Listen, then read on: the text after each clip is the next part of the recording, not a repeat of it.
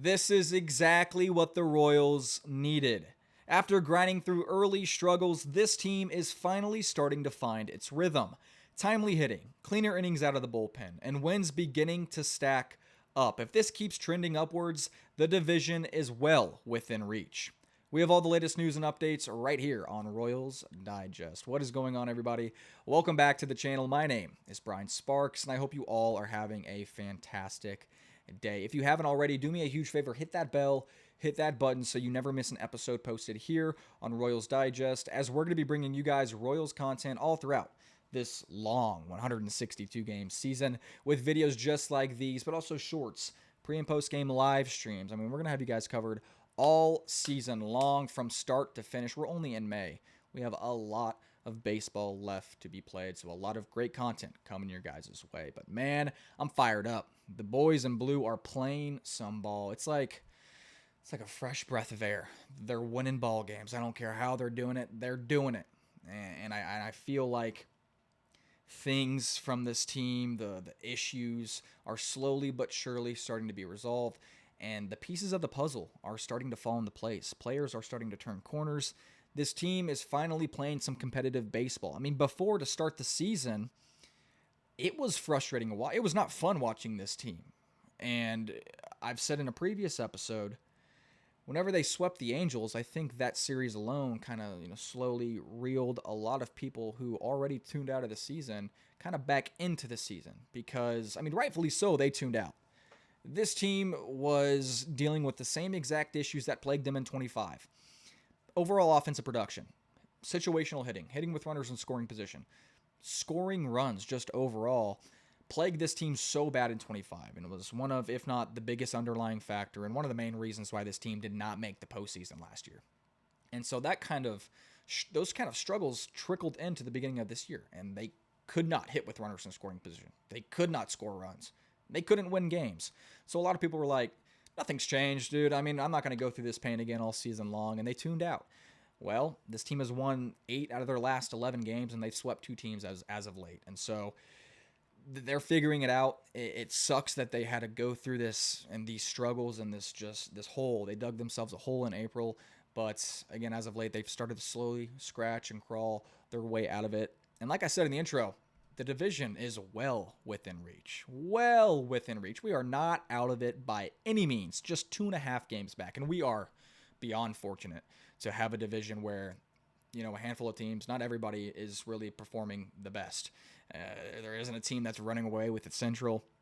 And with the stack of series we have coming up back to back to back, there is a possibility where we could be at the top of the Central very soon. Like, again, just 2.5 games back right now. Very fortunate. But we have a Cleveland series that is going on as we speak. We have them. Then right after them, we have the Tigers, I believe. And now Skubal is out for, 2 to 3 months with surgery on his elbow. That's huge for the Central.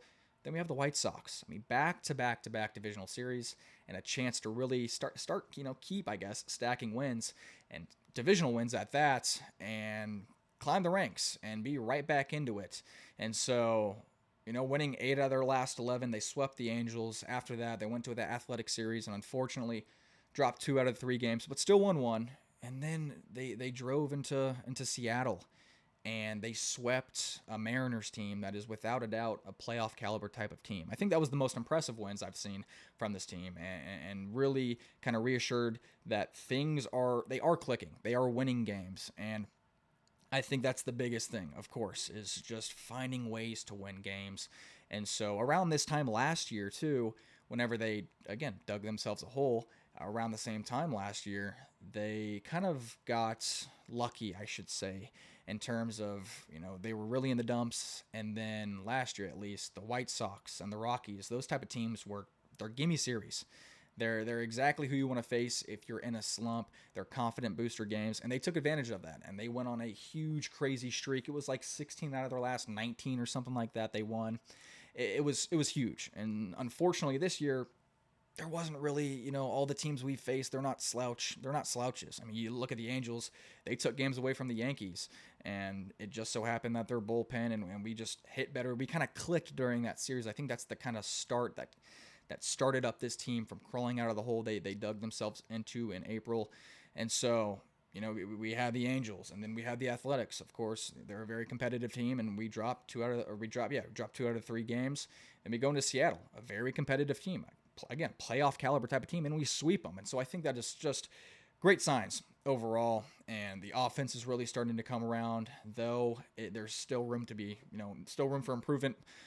They're definitely not where they should be, I should say, because the talent is there. They should be scoring 10 times more runs than they are right now. But, whenever they're down, the bullpen picks them up. And the bullpen, man, that they've been so effective as of late. One player in particular is Mr. Lucas Erceg. He started off the season very, very shaky. He came to Kansas City in 24, a very, he's got the arm, he's got the velo, he's got the strikeout stuff, and he had a very successful 2024 season whenever he came to Kansas City. In 2025, in January, I believe, the Royals ended up signing Carlos Estevez, so he kind of slid into that closer role, which freed up Lucas Erceg as the fireman or the setup guy. And though his ERA was 2.64, you cannot complain from Lucas Erceg. He had a very successful and effective year last year.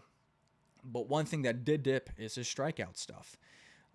Wasn't anything too concerning because, again, he had a successful 2025 season. But going into 2026, that strikeout stuff still wasn't there. Through the first 7 odd innings, I believe, he only had 4 strikeouts. And for him, that's low. He's a guy that holds a lot of velocity. I mean, he's touching triple digits. He's sitting 98. He has that power velocity, that swing and miss stuff. The whiffs in 24 were great. And to start the 2026 season, he had blown saves. He had troubles, he got put into situations where he had cushion, and he ended up, again, blowing the save.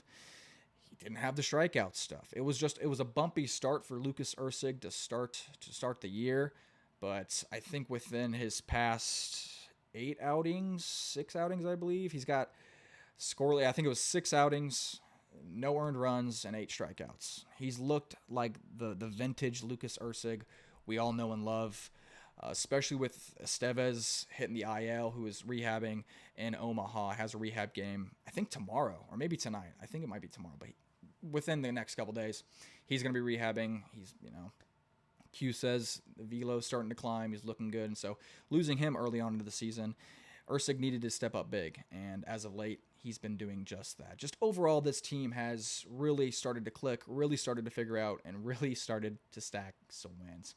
But other than that, that is all I have for you guys here on Royals Digest. Let me know what your guys' overall thoughts are on the status of this team as we speak. Again, a huge back-to-back-to-back series, divisional series, time to stack some wins, time to climb the AL Central, and it starts tonight with the Cleveland Guardians. But let me know your guys' overall thoughts are just on the status on the team in the comment section below. But other than that, that is all I have you guys here on Royals Digest. I hope you all have a great rest of your day, a great rest of your week, and as always, go Royals.